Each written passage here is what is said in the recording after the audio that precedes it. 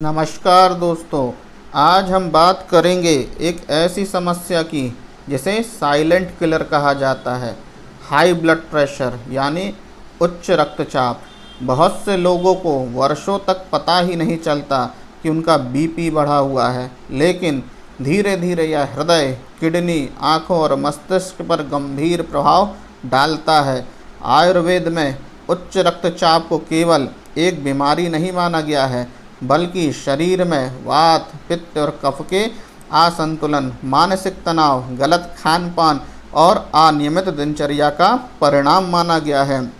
आज मैं आपको हाई बीपी को कंट्रोल करने के 5 आयुर्वेदिक उपाय बताऊंगा, लेकिन शुरुआत में एक महत्वपूर्ण बात। यदि आपका ब्लड प्रेशर बहुत अधिक रहता है या डॉक्टर ने दवा दी है तो बिना सलाह के दवा बंद ना करें।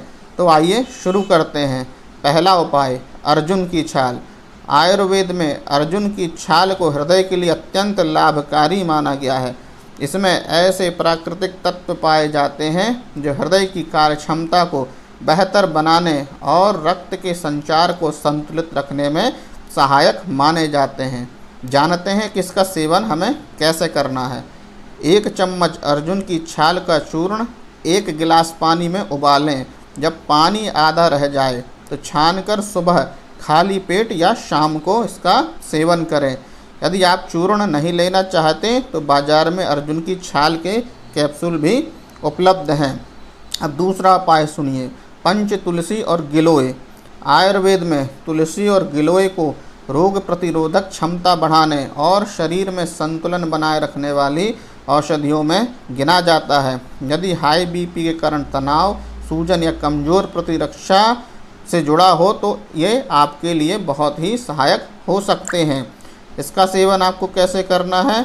सुबह खाली पेट गिलोय का रस लगभग 20-30 मिलीलीटर लें और उसमें 5-10 बूंद तुलसी का रस मिलाकर इसका सेवन करें। यदि रस उपलब्ध ना हो तो गिलोय की डंडी का काढ़ा भी लिया जा सकता है। आप इस तरह से करिए, देखिए आपके ब्लड प्रेशर को कंट्रोल करने में यह गिलोय बहुत ही फ़ायदेमंद होगी।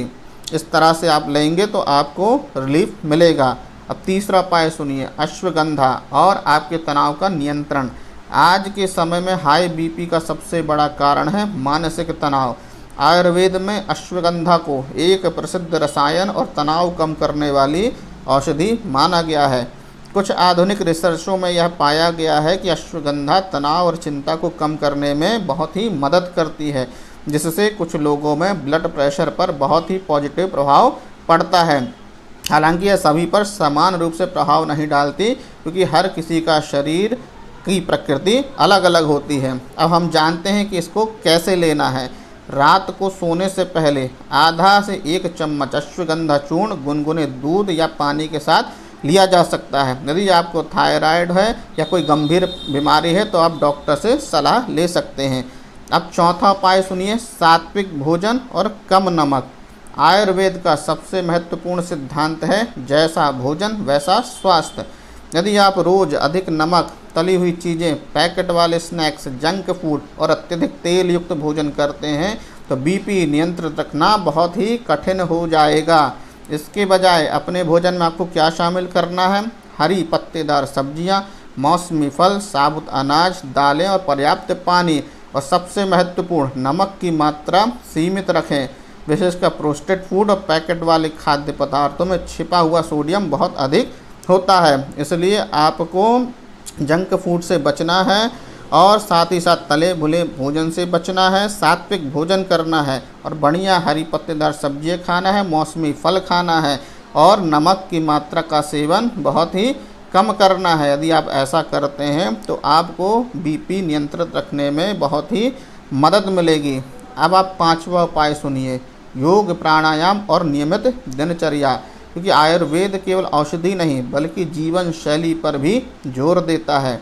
यदि आप प्रतिदिन केवल 20 से 30 मिनट योग और प्राणायाम करते हैं तो इसका पॉजिटिव प्रभाव आपके पूरे शरीर पर पड़ता है। विशेष रूप से अनुलोम विलोम, भ्रामरी प्राणायाम, गहरी श्वास का अभ्यास और ध्यान।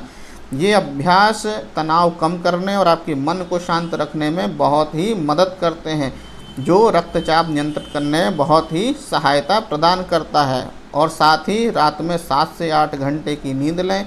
देर रात तक जगने से बचें। रोज़ एक ही समय पर सोएं और जागें और नियमित रूप से हल्की सैर करें।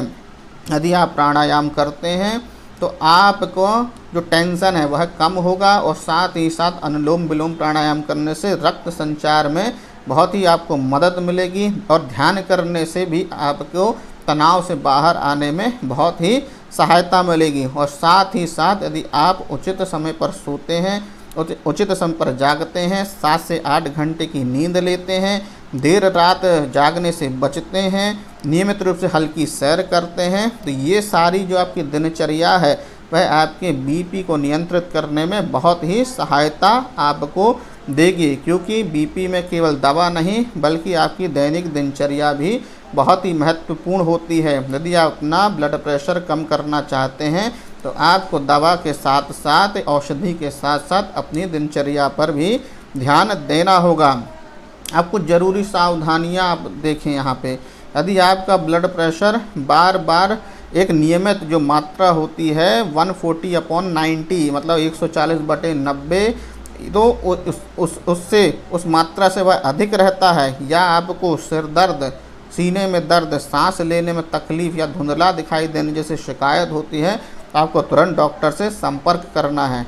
इसलिए आप घर पर सप्ताह में कई बार क्या करें, बीपी की जांच करें और उसकी एक डायरी बना कर रखें, ठीक है। जिससे यदि बीपी आपका जितना कम ज़्यादा हुआ होगा, यदि आपने उसको नोट किया होगा तो डॉक्टर वह देखकर आपको उचित समय पर आपको सही दवाई देगा, जिससे आपका ब्लड प्रेशर जो है कंट्रोल हो सकता है। तो दोस्तों आज हमने जाना कि हाई बीपी को नियंत्रित रखने के लिए 5 महत्वपूर्ण आयुर्वेदिक उपाय कौन कौन से हैं। पहला अर्जुन की छाल, दूसरा तुलसी और गिलोय, तीसरा अश्वगंधा द्वारा तनाव प्रबंधन, और चौथा सात्विक भोजन, सीमित नमक, और 5वां योग, प्राणायाम और नियमित दिनचर्या।